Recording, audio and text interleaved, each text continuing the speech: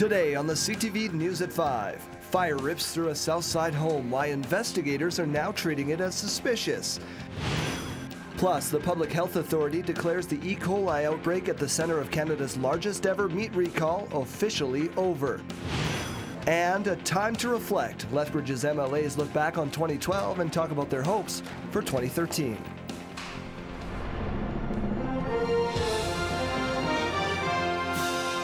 CTV News with Darrell, Romuld.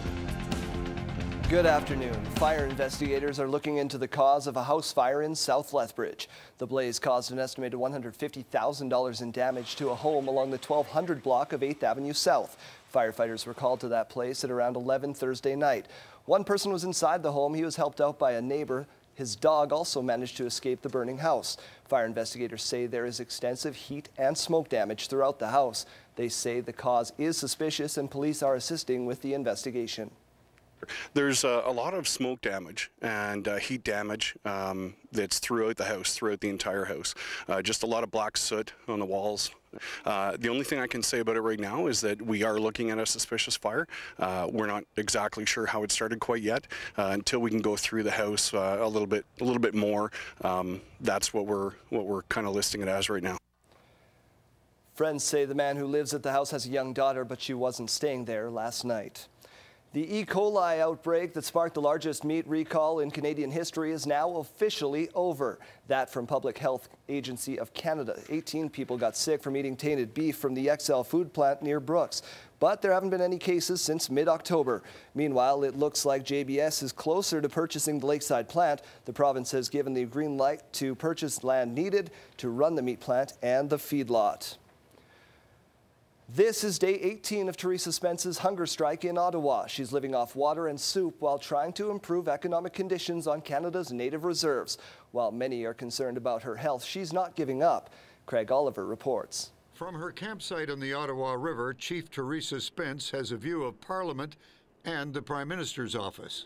But up to now, it's a distance too far for Stephen Harper. Almost daily, Aboriginal leaders are coming to pay their respects. I think the Prime Minister should take a very simple step and come to say hello to the chief and bring a message of hope.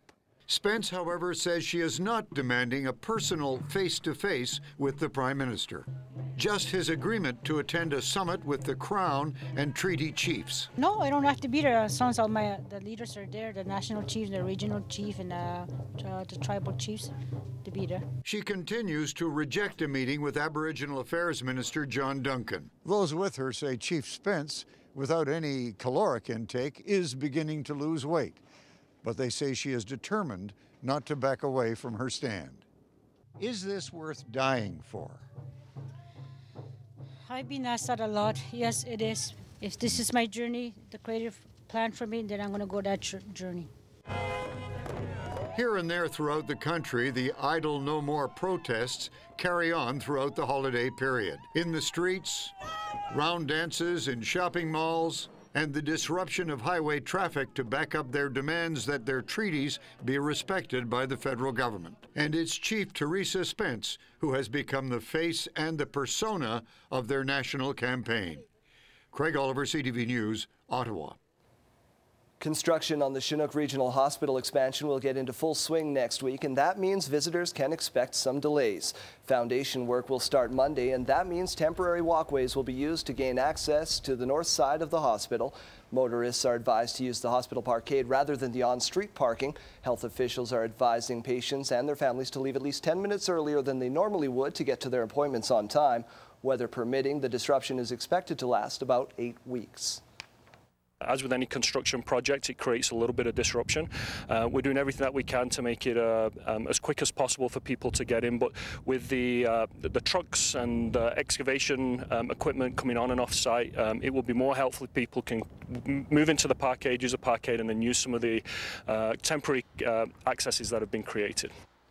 The expansion project will cost about $135 million. It includes a new 5-story building that will see upgrades made to the emergency departments, day procedures, the cancer clinic, delivery rooms, and newborn care.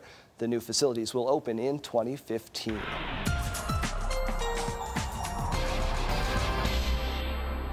And Dory's here with their first look at weather. A chance of flurries tomorrow, but great improvements as we go along to the weekend. Absolutely, Darrell. Well, today, for example, we were supposed to get to -4 degrees for a daytime high, and all of us were doing the happy dance over that, but we actually made it to 0 for our daytime high, so bonus temperatures. And yeah, chance of flurries tomorrow, but wait till you see the temperatures. We're going to be doing good for the next several days. I'll tell you all about it in a couple of minutes. Sounds good, Dory. Thank you. The Lethbridge Regional Police will roll out red light cameras at least 3 more intersections in the new year. Police say they've seen a 30% reduction in collisions since the cameras were first installed in our city. That will bring the total number of cameras to 6. They also say they've handed out more than $21,000 in fines. Last night, we posed the question to you on our Facebook site. Good idea or cash grab? Here's what some of you had to say. Jackie Thompson says you can't argue with positive results, but then again ask me when I get a ticket in the mail. Tiffany James thinks it's an awful idea and a complete waste of money. People slow down for them and then speed up once clear. Mitch Casson wants more cameras, put them at all traffic lights and use the money to relieve his property tax bills, he says. And Marnie Barentis says she'd like sensors put in to control the traffic lights rather than put up some cameras to enforce speeding. The fine for red light cameras, or running red lights rather, is $287. Police hope to see an even greater reduction in both speeding and collisions in the new year. As the new year quickly approaches, Lethbridge's MLAs are looking in the rearview mirror at 2012. Associate Municipal Affairs Minister Greg Weddick says he didn't expect such a big turnover in southern Alberta, where Wildrose candidates won 5 southern Alberta ridings. Weddick says it's important the government work with rural Albertans and make sure their issues are taken very seriously. Terry Vogt reports. For Greg Weddick and the Alberta Tories, the 2012 provincial election was bittersweet. For the first time in 2 decades, the Conservatives won both Lethbridge East and Lethbridge West. But what they didn't expect was to lose 5 rural southern Alberta constituencies to the Wild Rose Party. And I know since the election, talking to them about things like ambulance service, about health care in rural regions, about protection of the schools within those regions that help to keep communities alive, those are all issues that communities want to talk about, and they want to know that we're going to work with them. In some ways, the election outcome has meant added responsibility for the 2 Lethbridge MLAs, who are now southern Alberta's only direct link to caucus. But Weddick says his role as Associate Minister of Municipal Affairs has enabled him to meet with community leaders from across the South. It's a learning curve when you take on a brand new challenge, but having been involved in municipalities really helped. I knew a lot of the players. I knew a lot of the issues that were on the table because I dealt with them myself as well. So it was actually quite exciting to have a chance to deal with some of those municipal issues that are so important to our province. The coming year is expected to be another challenge financially. School boards have already been told to expect less revenue than what they had been promised in the last election. And all government departments are being asked to come under budget before the next provincial budget is handed down in the spring. Weddick says municipalities and the provincial government will need to work closely in the coming year to make sure Albertans continue to get the services and programs they need at the best value for taxpayers. Terry Vogt, CTV News, Lethbridge. Weddick says another challenge in the coming year will be updating the Municipal Government Act to make sure communities can take full advantage of alternative energy, planned housing, and be sustainable in the future. Operation Red Nose is having a record year, and because of that, they're in dire need of more volunteers.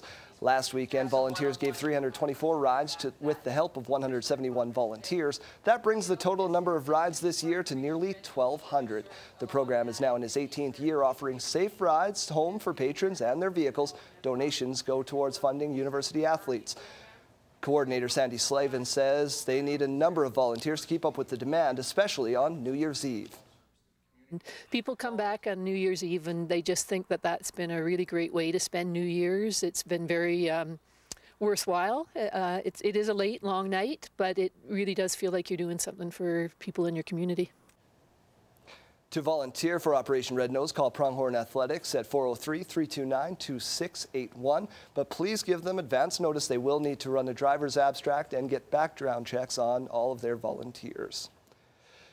Looking for something to do this New Year's Eve? Well, Exhibition Park officials are gearing up to help families ring in 2013. The 17th annual Family Fest will take place on New Year's Eve with another large entertainment and activity lineup. Face painting, bounce houses, tattoos, clowns, and a magic show are just some of the things lined up to keep those kids aged 5 through 12 entertained. 17th annual, I think a lot of the people, use it obviously as a traditional thing, but it's great. There's lots of room to run around. It's in the North and South Pavilions, so everybody's welcome, and Happy New Year. Once again, doors open at 6 and can't beat the price. It's free. The city is also offering environmentally friendly ways to dispose of your live Christmas trees this year. The annual Christmas tree collection begins on the first Saturday of the new year. It's the 20th year the city has partnered with local youth groups to dispose of the trees. Since the program began, almost 80,000 trees have been diverted from the city's landfill. If you want your tree picked up, Heather Gowland says crews will begin collecting on January 7th. The Christmas trees are being collected by a group of youth. So they're from Gilbert Patterson School, and they're doing it as part of a fundraiser to send them to Quebec. So from what I hear, the students are really excited to get out there, do some hard work, and contribute to the community as well as their own education. Now, it may take a couple of days for crews to get to your area to pick your tree up, but you're asked to make sure it's outside on by 7 a.m. on the 5th to avoid being missed. And it appears NHL owners may have blinked first. The league made a new offer to players on Thursday. The offer is said to have moved the term limits for player contracts and buyouts. The NHL adjusted its maximum contract length from 5 to 6 years. The new league offer still includes a salary cap said to be about $60 million for the 2013-2014 season. There are no plans for the two sides to meet. It's been 2 weeks since representatives from either side have sat down and talked to each other. And as we go to break, let's take a look at how the week wrapped up on the markets.